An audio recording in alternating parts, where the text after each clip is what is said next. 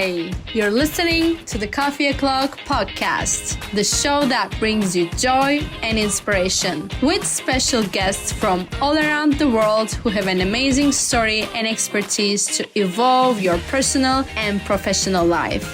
I am your host, Burcu Onaranet, the founder of Joy Marketing and Coaching. Make sure you grab your coffee and get ready to explore new ideas. Let's get started. Hello, everyone. Coffee O'Clock. Let's do cheers. Before everything, let's do cheers. Cheers. Look at your mug. Look at it. I have my dear friend Jarnard Sutton. I think we've been friends since 2019 or 18, maybe. That's Wow. we met through Instagram. It's just very amazing, and we connected more when the pandemic hit. And then he was the person who helped me to turn Coffee O'Clock Instagram live show into a podcast. So that's why he's super, super special to me. And for this channel, again, he's my second time guest. He was my very first guest for this podcast, and now he's a returning guest. Jarnard is a content creator, a YouTuber, video producer, and on YouTube, where he is hanging out more recently, it's Nardowilan. Today, we will dive in his YouTube journey from zero, literally from zero, to 100,000 followers under 4 years. I can't wait. I have a lot of questions as a very newbie for YouTube, and I'm sure it's a very interesting topic for everyone. But I talk too much. Welcome. How are you? Oh, thank you for that lovely introduction, by the way. And I'm doing great. I mean, just before this call, I was literally producing, trying to put some content together for YouTube. So yeah, just been very busy, and yeah, just been basically working out and getting stuff done.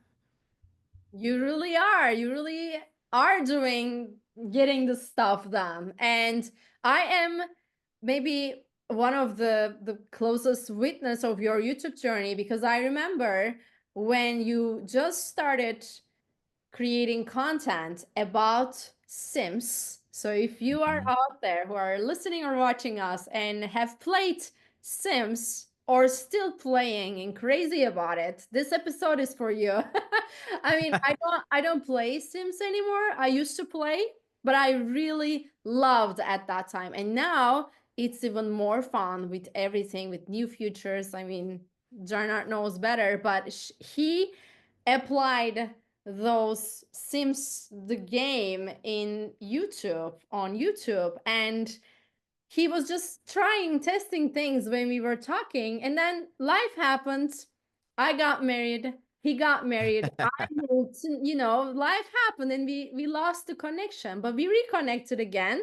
And all of a sudden I see he had over 100,000 followers, and I'm like, this is real, let's talk about it. So can you start, I don't know where to start, but can you walk us through your YouTube journey? What Mm. would you have to say?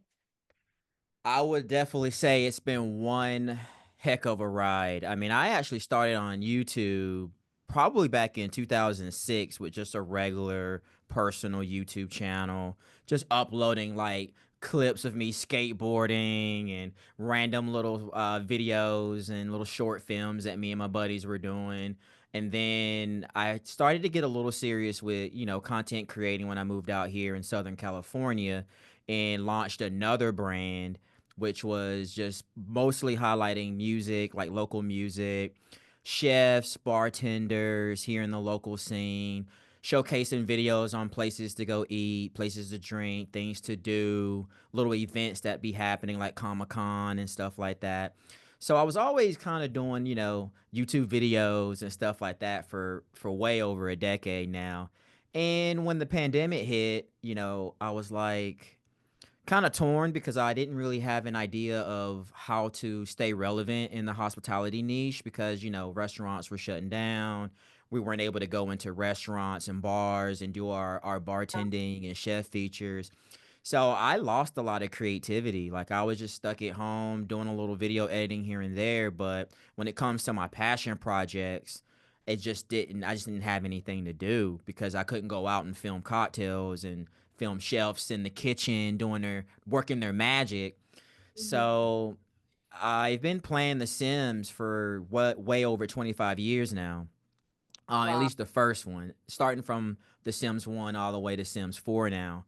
And so I think 2 years before the pandemic, I was already, playing The Sims 4 a little bit, like a little thing to do outside of what I'm already doing, with video work and audio editing and stuff like that. And I don't know, I just like one day I was like, maybe I should just upload a video or two, and just see what happens because I wanted to document my gameplay, first of all, because I thought Mhm. they were good. I was making my gameplay kind of relevant. Like during the time we were in lockdown. So I literally did a let's play for The Sims 4 where I did a Sims pandemic version of like a let's play. So it was like a pandemic version of what's going on, but more in a simulation world. And I thought it was clever, and I got a few views on it. Wasn't expecting a lot, and then I was like, you know what? Maybe I'll try to provide some value by like telling people about my favorite packs and or different tips and tricks. And then I started realizing that that's kind of what people wanted to see, but I was doing it in a more unique way, just being funny, being myself, trying to learn how to be more on camera presence at the same time. And it eventually started to register with the community.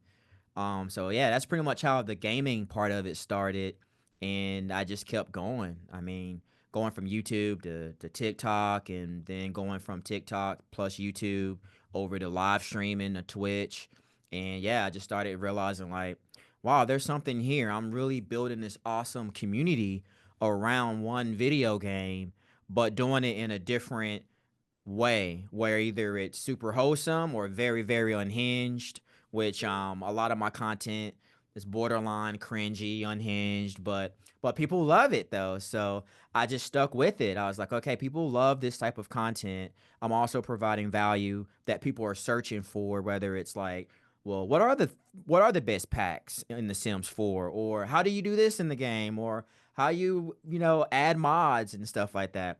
So once I Mhm. realized that the average player is searching for just how to play the game and how to upload or download, mods and custom content, I realized, wow, like I need to start doing that more too, so that when people are searching for like how to do this or cheats in The Sims 4, they'll also see my let's plays and see a little bit of my personality, and then in hopes that my personality resonate with them, and then I get a loyal follower from it. And yeah, since 2020, I've been pretty much at it. So that's been the journey in regards to how it all started, my at least in regards to YouTube. Yes, and it's amazing that you just tried what Hmm. works, what doesn't work, and if you have to give like piece of advice, and I know this is not a general truth because there Hmm. are so many YouTubers out there and they're all trying to figure out, like I am Right. trying to figure out in my niche and you are still learning. That's what you told me. And what would you tell our audience who are maybe just starting to create a YouTube channel or like me, trying to get more subscribers and more views? What would you tell them? Honestly, I would say, definitely stay consistent. Utilize the things that you think could bring value to a specific community. Meaning, I mean, for me, I mean, I'm already pushing over 40. So when I tell people, hey, I'm like 41 now, trying to be a content creator, that motivates and inspire people who are just hitting like their 30s to start. And don't get me wrong, I'm no YouTube guru, so this is just coming from my experience. But I would also say, just be consistent, because you don't know exactly what's going to hit until you actually start posting videos. So I would say post as many videos as you can, keep a schedule, be consistent, because we're all amateurs at the very beginning. So we don't really know what's going to hit. And then while we're pushing out consistent content, we're learning how to be more on camera presence, how to be a little bit more better and faster with our video editing, and learning what camera settings make sense and audio settings and stuff like that. And then as you start exploring that niche that you're in, you're going to start seeing, oh, this creator's doing this and they're getting views. And then you're thinking about, topics and stuff like that. And then once you do that and you're consistent, you have a lot of videos and you've been doing it for, I would say, more than like 6 months or so. Now you got data. And I would say go off your data and see what your data is telling you too. Because I would go in and be like, wow, like people are really interested in like the how-to stuff, or they really like when I go on camera and I'm like in the game, like I'm putting myself in the video game and I'm doing like these really crazy, silly skits. Then those things, then stuff like that just go viral. So I'm like, okay, this is what my audience want to see. They want to Mhm. see me doing more diabolical, cringe, unhinged type content.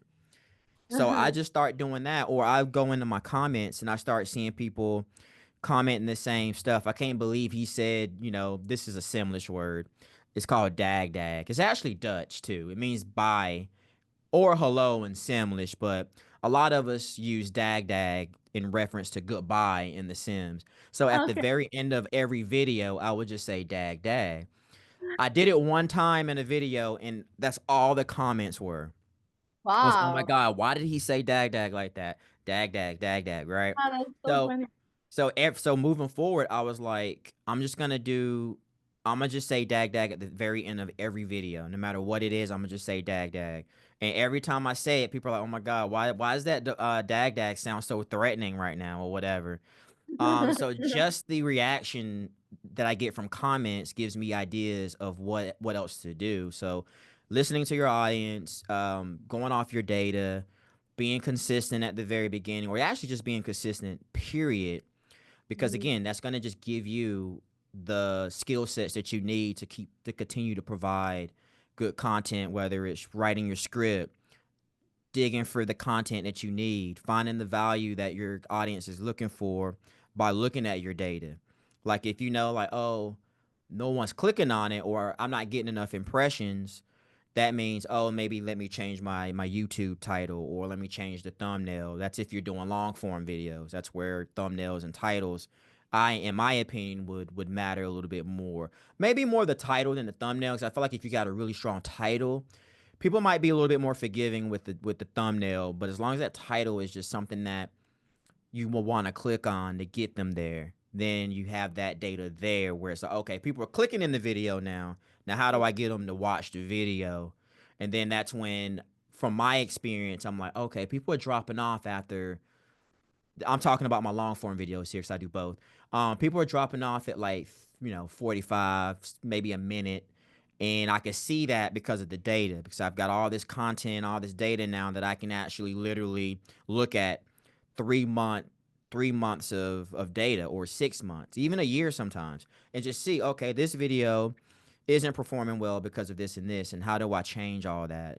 Okay, I need a stronger introduction. So now I'm learning to have a better hook, or have like a stronger or better video edit, or make sure the value is just good in the first minute or two. So that way I can keep people through a minute of my long form video. So that way I can continue to push for longer, viewer durations and stuff like that. And yeah, and pivot when you need to pivot, change up from time to time, especially when you're just starting out. I had to do that plenty of times. Because at the very beginning, I didn't really know like who I was as a creator, because it was like I felt like I wasn't really my true self at the beginning. Like I was nervous, like I'm not like the most well-spoken person. I don't want to show that on camera. I don't want to be too ghetto. Just like little things that like bothers you and makes you overthink, and so after I let all that go, that's when I noticed people really started to enjoy the videos where they really saw my personality. They really saw that I was way more comfortable on camera or in my scripts. So I think it's a confidence thing too, and just learning to pivot when things aren't working. I'm still to this day doing that. I mean, I have over collectively over all the social media platforms, I probably have over 400,000, maybe even 500,000 at this point across all platforms, and Mhm. I'm still learning how to provide good value that people are looking for because it's the algorithm is really it really will humble you. I mean, one minute you're like every video is going viral, and then the next minute you're back to like 2,000 views or maybe 5,000 views, and sometimes under 1,000, depending on the social media platform you're on. So Mhm. with that being said, too, that's when you have to really take a step back and again just look at your data. What is your data telling you? And just kind of pivot. That's if you want to gain the subscribers. If you want to stay relevant, is you got to provide that value that the algorithm, the platforms you're going to push out to a larger audience outside of your existing. Because then that's how you get the subscribers, because it's actually going across a whole new demographic of people that's never seen your content. Big or small, I'm seeing smaller content creators now getting way more views than the average big time creators now. Because it's like, I feel like the algorithm is giving everybody a chance. Everybody's titles got to be good. Everybody's thumbnails got to be good. And the value just got to be there.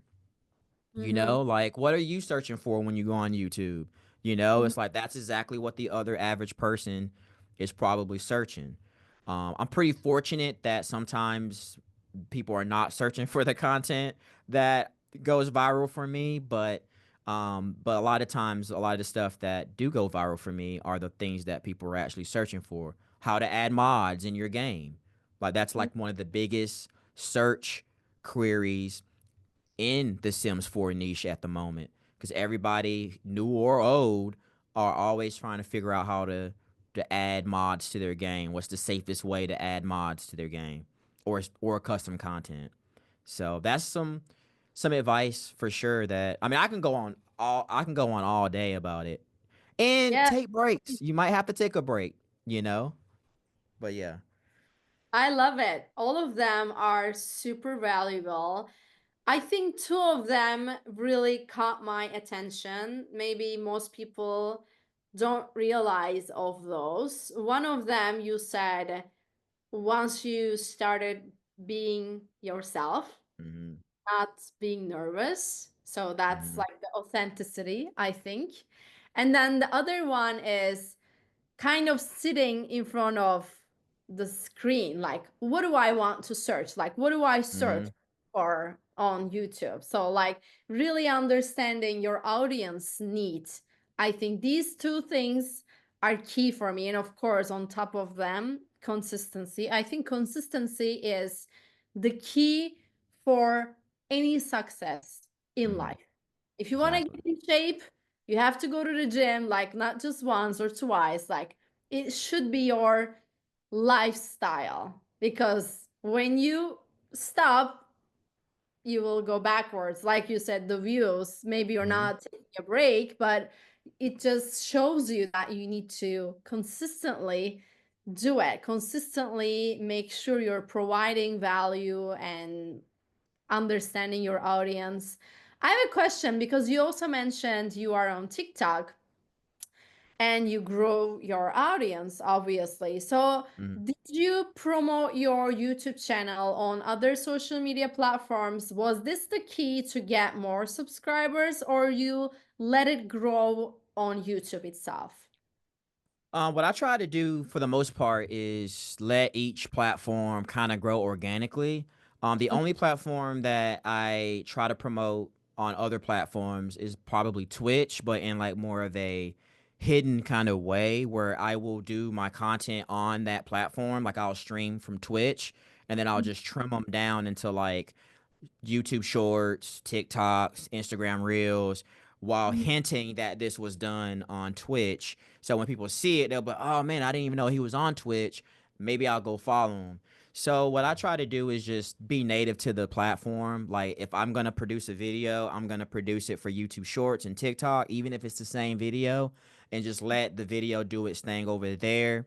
Because I've realized that I don't have any actual evidence, but I'm just from the, YouTube and social media gurus or whatever. They usually say when you're like physically and verbally saying, hey, go check out my YouTube channel. A lot of times it's a hit or miss because a lot of platforms don't like that open type of promoting viewers to go over to other platforms. So I try to be Right. mindful of that. Whether it's just maybe I'll just provide my YouTube links. I might say, hey, go watch the full video because sometimes I'll do a long form on Mhm. YouTube and then I'll trim it up and then I'll go over and post over to TikTok or even Instagram Reel. Because believe it or not, my TikTok actually has way more followers than my YouTube channel. So it would be nice, and I wish I could have the formula of how I can create something that might be different on YouTube that I can just kind of hint or tease on TikTok. They'd be like, hey, if you want to watch the full video on YouTube, just go over and check it out. It's just so hard to get people to go from one platform to the next or to another platform. So I just try to be native, even with my long form now. I'm like, you know what? I'm just gonna just upload that long form video to TikTok now, just because they are allowing us up to 15, 30 minutes durations over there. I might as well just post that YouTube video over there now, just to stay in that platform. So, but at the very beginning, I was doing that every chance I get, whether it was just showing like some YouTube branding without saying it. Um, it works, but I feel like for the most part, people will just start searching you or Yeah. searching certain topics, and then they'll start seeing you show up on other platforms if they're already somewhat following you on the other ones. I would say for people just starting out, it won't hurt. Like I said, I don't have any evidence to back up like, oh, they're gonna like not show your video off to X amount of people because you're openly promoting your YouTube channel. But I have heard that people have been banned on live when they say something about another platform that they could be potentially streaming on at the same time. Not banned, but maybe they lost their connection or got kicked off or whatever. So a lot of people got ways of being like, "Oh, go follow me over on the purple app or the red app or something like that." Mm. But yeah, any way you can promote any platform you on is the best, whether it's posting your links on Facebook or any of that. But I personally like for YouTube to just do its thing, work its magic with the algorithm, the impressions, and I try not to like post on Facebook or whatever. I like it to be all organic per platform. But TikTok, I will share the video to my like YouTube stories and stuff like that because it's more social media friendly when it comes to posting videos from TikTok to other platforms. YouTube Shorts might be like that too, where you can kind of just share that YouTube short onto other platforms. I just haven't really tested that out yet. I just know that Facebook is definitely one of those platforms where if you post a link or even a YouTube link, your audience won't really see it because I feel like YouTube and Facebook just they always bump heads when it comes to that kind of Yeah. thing. So, but I would say definitely it won't hurt. I just don't do it as much anymore because I'm already posting the same content over there. But Mhm. if you're a long form content creator, I would say chop up your clips and post them to TikTok, especially if you're providing value. Like when you did your 7 or X amount of tips that I wish I knew when I was 20 that I now implementing in my 30s. Like you can pretty much clip each tip, Right. make it vertical, and then post it over on TikTok, and then go and then either in the description or even in the video, just be like full video on YT or something where you're not directly telling people to go move over to YouTube. So then that way people can be like, oh, let me go search this. Boom, you pop up, or they click on the link, then you Yeah. get that extra view. Maybe they be like, oh, I like long form too. And then they'll Mm. go follow you over there so they don't have to be searching for all the tips on TikTok. Yes. And you're doing that on YouTube as well with your YouTube shorts. So people would know, oh, she has a whole full video. Let me watch the full video. I've done that plenty of times on YouTube where I'll do like a 10 tips or whatever. And then each tip I will post individual. I don't do it as much anymore, but I usually would do that so I can promote the full video to get Mm. people over to the long form shelf. A lot too. I've seen that in like other YouTubers that they just select one tip or secret or something Mm-hmm. that they share from the long video and say full video in here. And I Mm-hmm. heard, tell me if it's true or not, or your experience at least, from shorts. I think you can gain a lot of subscribers. That's what I heard from other YouTubers, and what I Mm-hmm. also experienced too. I think shorts are seen more or come across to people's screen. I don't know, or it depends on the titles you said. Now the beauty of YouTube Shorts is when someone's just swiping through Right. Shorts, your video could potentially pop up there and probably pop up just on their short uh YouTube feed or whatever. It just they include that on their feed if they're on their phone. So Mm. that's the beauty of Shorts is because your short could potentially pop up in search, but a lot of times shorts, just like TikTok and Instagram Reels, it can just pop up within a bunch of other Reels and YouTube Shorts. So you have a better opportunity to reach a new audience that maybe never heard of you. And then they can sit through that 60-second or less long video, Right. then they might be like, oh, let me go click on them or let me follow them or subscribe to them so I can set myself a mental note that I want to see more of their content or I want more of their content to show up on their feed. And yes, I think if you want more subscribers, definitely YouTube Shorts is probably the way to go, because um your short can be seen. I think like I've all my like I feel like when I went viral, like most of my virability has been from shorts. Mm-hmm. I think like I've gotten shorts that hit like 5 million, 4 million, 3 million, and a lot more on TikTok. But I wish that was a different case with my long form though, but I'm working on it. So I could definitely say I probably gotten over.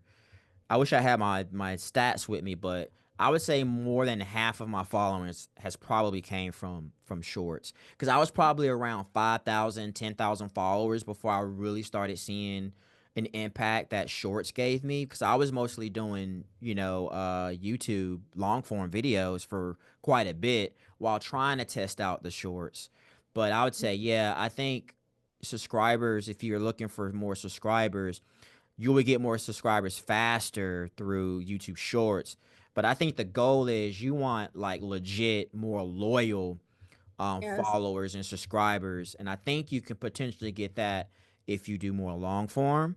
But don't knock YouTube Shorts because I think YouTube Shorts could still be beneficial for you if you're more primarily just a YouTube short creator. But if you're trying to dip into both, just know that the I feel like you get different impressions or it's a different audience. So if you're getting like way more views on your YouTube shorts, but you don't post a lot of YouTube videos, like long form videos, And the YouTube platform is not going to give you the same amount of reach that your shorts give you because it's a different. I think they're just in different lanes or whatever. So just be mindful of that when you tap into shorts. That it's going to give you a different audience and it's going to give you a different algorithm and impressions and stuff like that. But I would say if you got the value that can trigger people to sit on your 60-second shorts, I say go for it because you can get like right now I probably get this is a very low number now that I'm not like really going viral or anything, but I can get anywhere from like 25 to 50 followers a day just from like all the YouTube videos and shorts that I've been posting. So my growth is still up and up, but it's slower now. So mm, I would also like to encourage people to, when things get a little slower, don't get too down because I have an issue of being assertive and confidence issues and self esteem. So whenever I do see that low, slow growth, it like really gets to me. When I realize that at this point, I should like focus more on like community building when things are slower, because people are still there. It's just like you're not just like growing massively because you don't have any viral videos happening, even though people are still finding value in your content.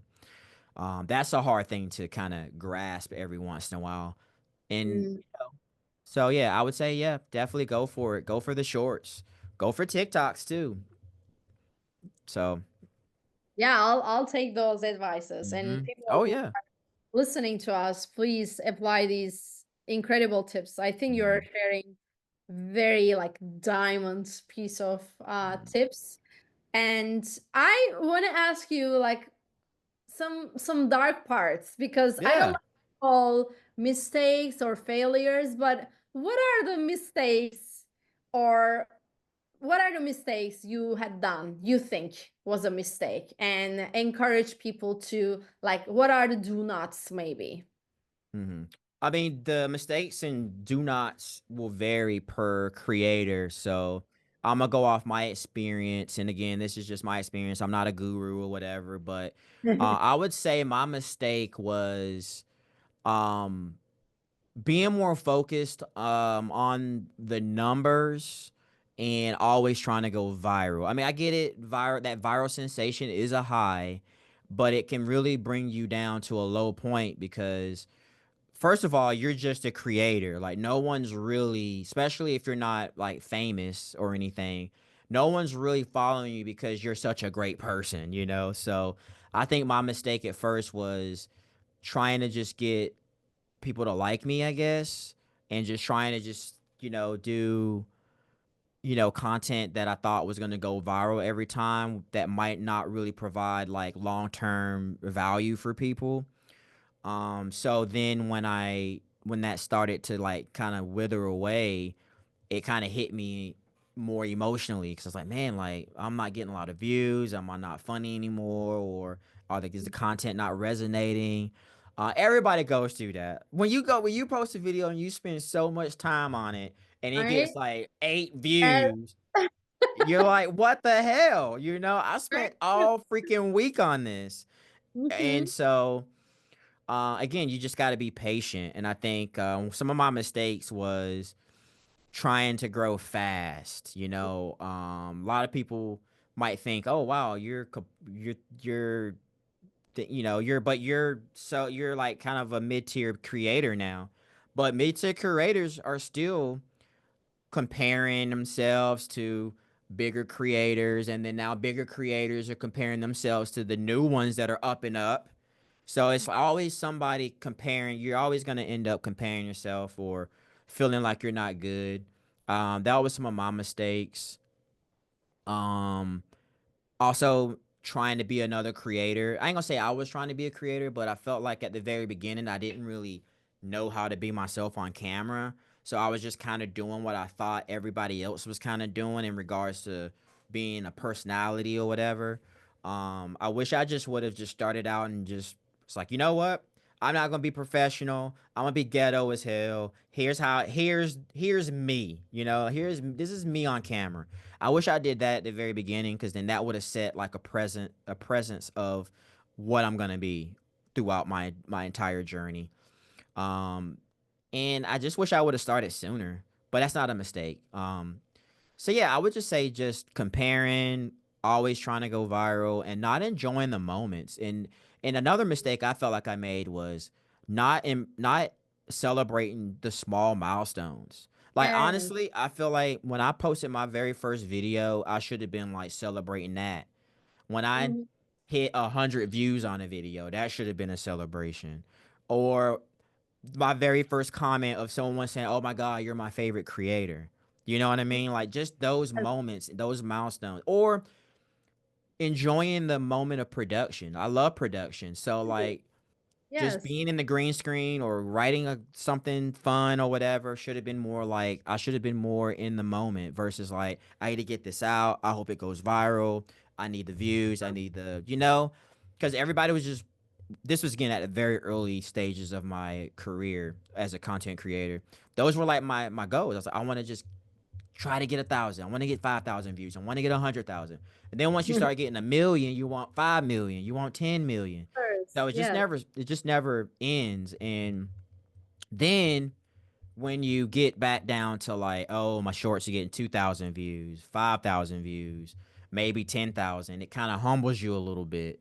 And you're like, man, I should have just been enjoying the moment, figuring Right. out why those videos were going viral and doing more of that. That's one thing you got to do. When something's working, you just need to sit and figure out how you can continue to make more of that because that's what your audience wants. Now I'm going back 2 years in my analytics and seeing what was working and trying to recreate that when now I feel like it's too late to do that because now the audience might be wanting something totally different. So yeah, it's a like I said, I'm no guru, so I'm like learning this as I go, and I feel like if I would have done some things differently, maybe I would have moved a little bit faster, like maybe providing more value pieces versus just things I wanted to post. I felt like that might have been a mistake. Like I felt like I should have had more of a goal. Like, what is your goal as a content creator? Is it to just be silly and just make a bunch of entertainment pieces? Cool, but you might not grow that way. Or do I want to provide some value that's gonna be more of a lifetime kind of thing? At least with the Sims 4, anybody can just search Sims 4 game packs or expansion packs, a specific expansion pack. And if you've done any type of content that they're searching about on this day that came out 5 years ago, you're good.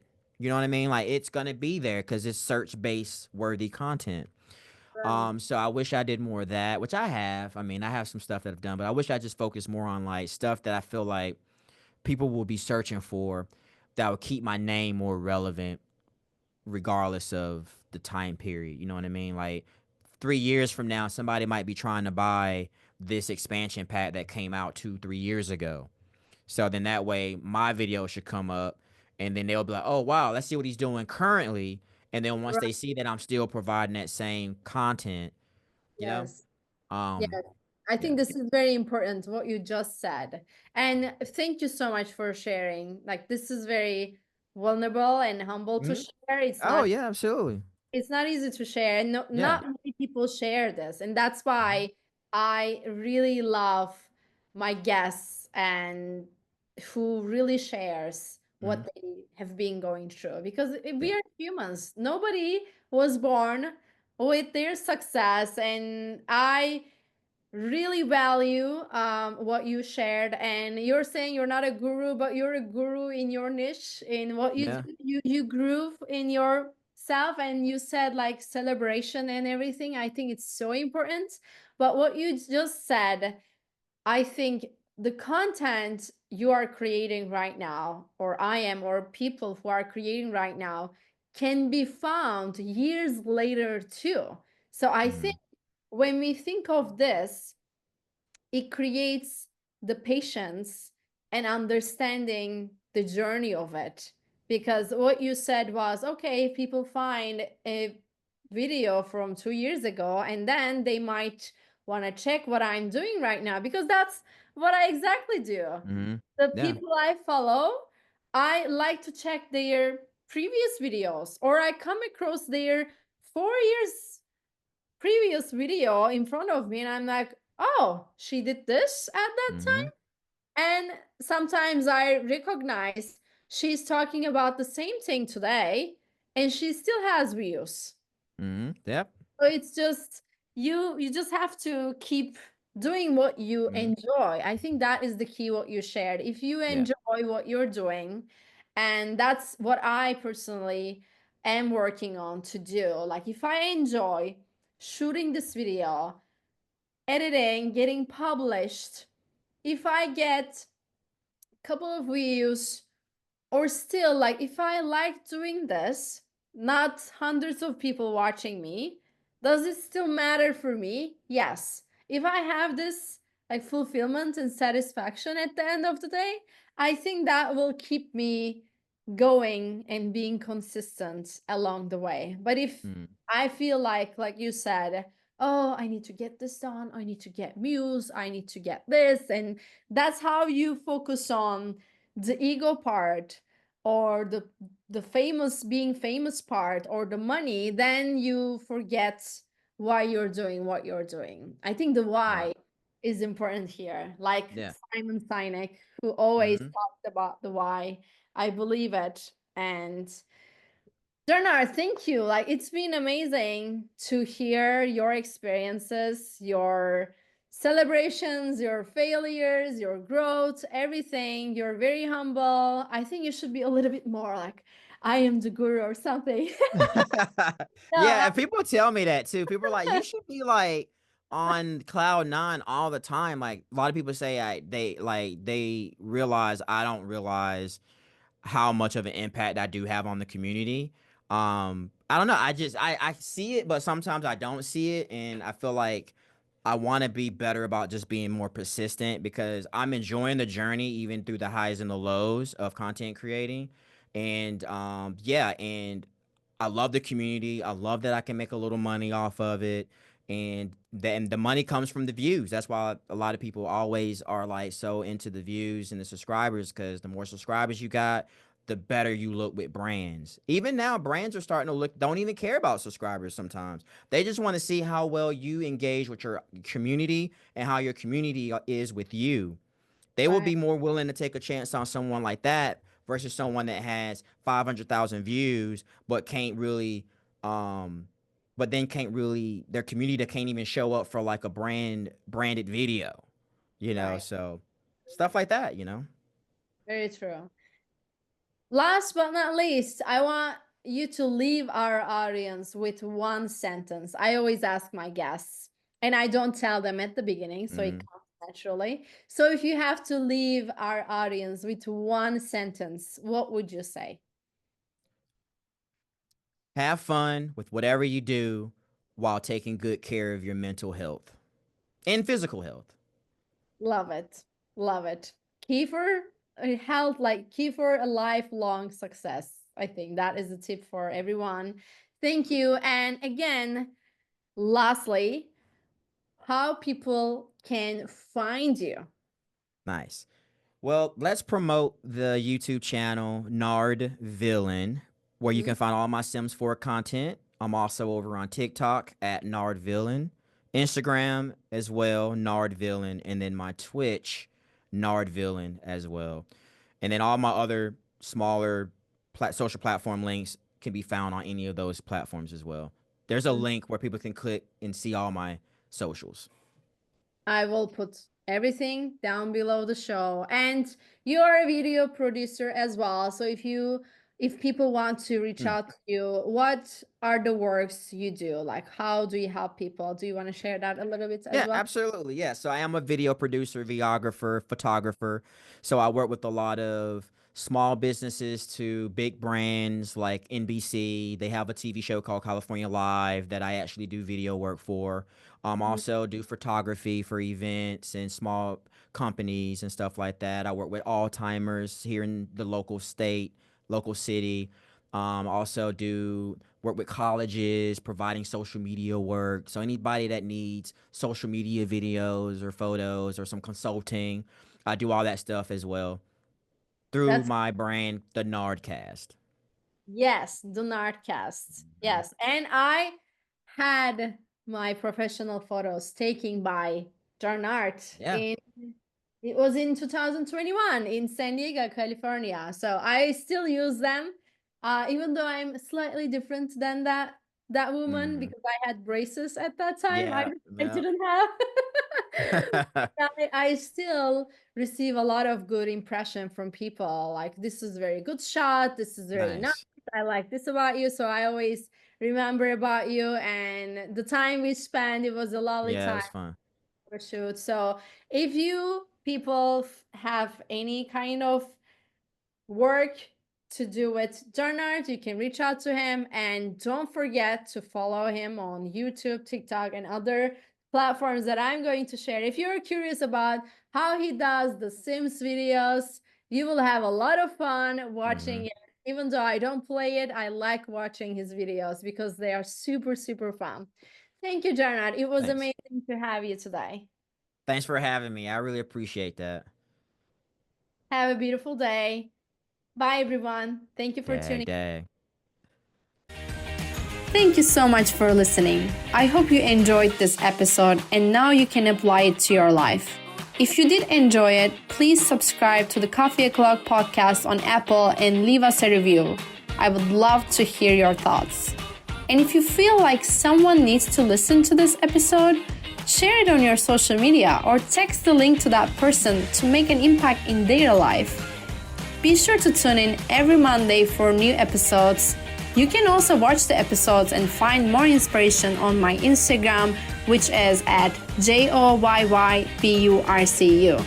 Until next time, make sure to spend some time with you and stay with joy.